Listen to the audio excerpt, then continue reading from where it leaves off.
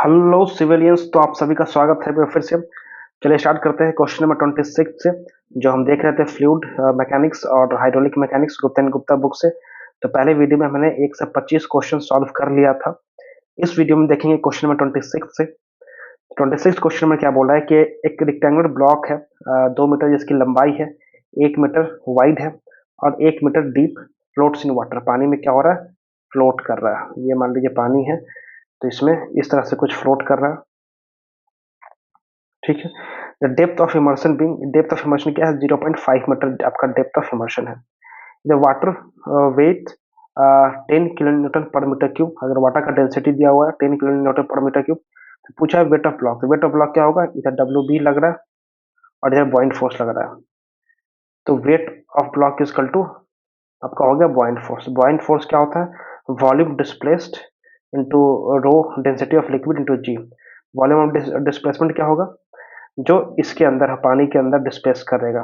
तो 2 metre into 1 metre length into breadth into उसका depth of immersion क्या है, 0.5। तो क्या होगा, 2 इंटू 1 इंटू 0.5, ये आपका वॉल्यूम आ जाएगा, ये आपका डेंसिटी हो गया और ये जी हो जाएगा। तो कितना हो गया यहाँ पे, 2 इंटू 1 और 0.5, तो ये आपका 1 हो जाएगा। ठीक है, यहाँ पे 10 हो गया, तो आपका इसका आंसर हो जाएगा बी, 10 किलो न्यूटन। ठीक है। The point in the immersed body through which the resultant pressure of the liquid may be taken to act is known as। तो पूछा है कि the point in the immersed body, body जो immersed है, वह point through which, जिसके through the resultant pressure of the liquid may be taken to act, जहाँ पे लिक्विड का जो रिजल्टेंट प्रेशर होगा वो एक्ट करेगा, तो उसे हम क्या कहेंगे, उसे कहेंगे सेंटर ऑफ प्रेशर। तो सी बोलेंगे उसको, सी आंसर हो जाएगा। If vessel containing liquid moves downward, अगर कोई वेसल है जिसमें लिक्विड है, वो नीचे की तरफ डाउनवर्ड मूव करेगा with constant acceleration, constant acceleration से इक्वल टू जी। उसका क्या एक्सेलरेशन है, जी से एक्सेलरेशन है। ठीक है। तो उस केस में क्या होगा, the pressure through out the liquid mass is atmospheric. The pressure through out the liquid, जो पूरे पूरे लिक्विड मास में जो प्रेशर होगा वो क्या होगा थ्रू आउट, वो क्या होगा, एटमोस्फेरिक होगा। तो वो क्या होगा, एटमोस्फेरिक हो जाएगा। ठीक है। When a liquid rotates at a constant angular velocity about a vertical axis के about क्या होगा, रोटेट करेगा as a rigid body, the pressure intensity क्या होगा, वो वेरी करेगा as the square of radial distance. ठीक है, जो प्रेशर इंटेंसिटी होगा वो वेरी करेगा as the square of the radial distance के स्क्वायर के प्रति। इसका आंसर क्या हो जाएगा, बी हो जाएगा। Question number next 30। An open cubical tank of 2 metre side is filled with water। एक ओपन क्यूबिकल टैंक है, 2 मीटर साइड दिया हुआ है, 2 मीटर साइड का, इज फिल्ड विथ वाटर, पानी से वो फिल्ड है।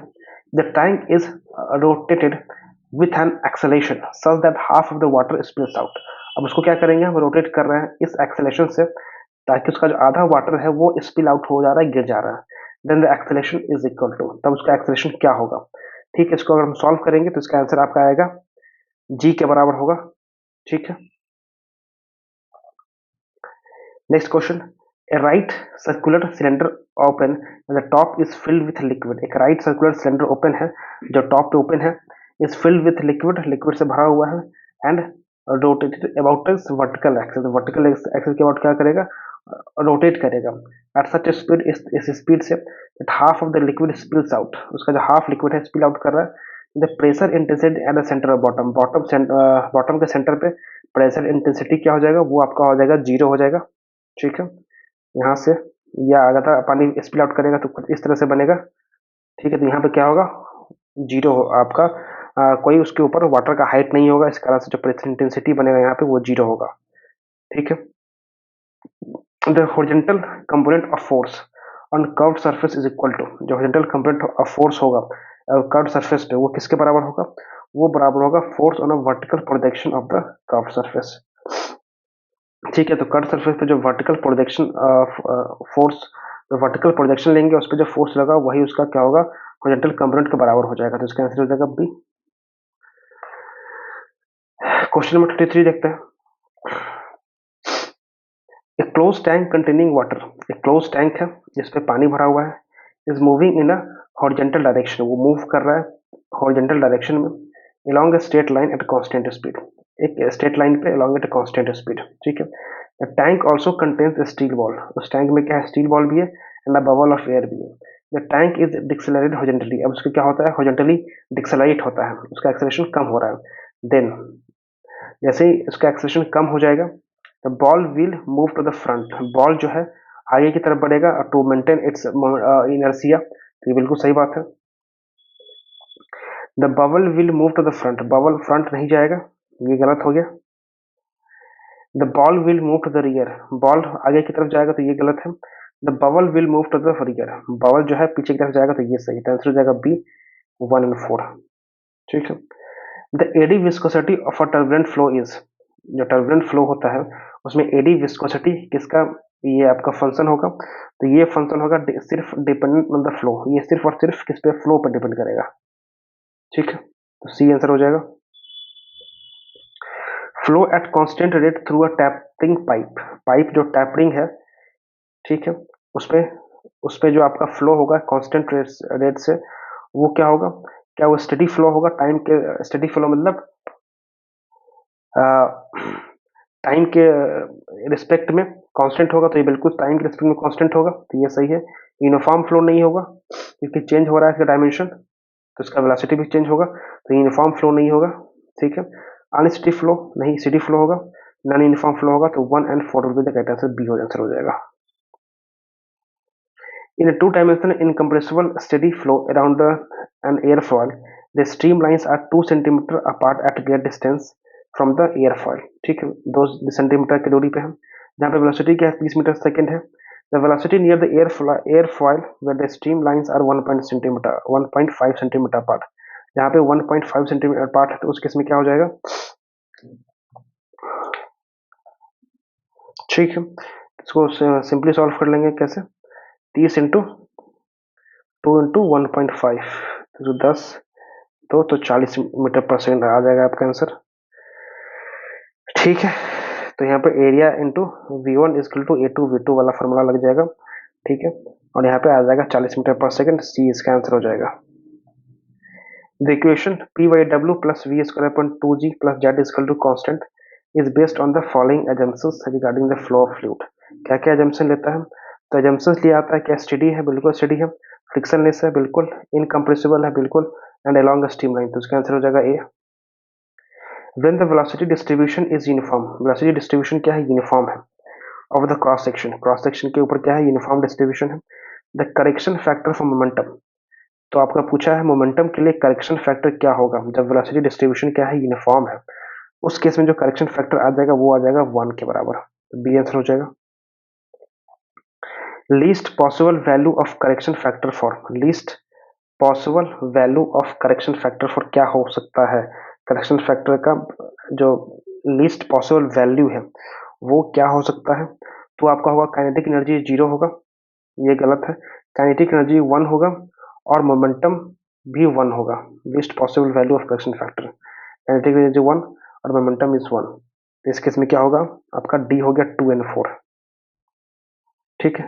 If the velocity is 0 over half of the cross section area, अगर वेलोसिटी क्या है, 0 है, वेलोसिटी क्या है, 0 है over half of the cross section area and is uniform over the remaining half, the momentum correction factor, मतलब velocity क्या है, 0 है over half of the cross section area से, आधा में 0 है और यूनिफॉर्म है नेक्स्ट हाफ में, तो उसके लिए पूछा है मोमेंटम करेक्शन फैक्टर क्या होगा, तो मोमेंटम करेक्शन फैक्टर इस केस में आपका हो जाएगा 2 के बराबर आ जाएगा, ठीक है।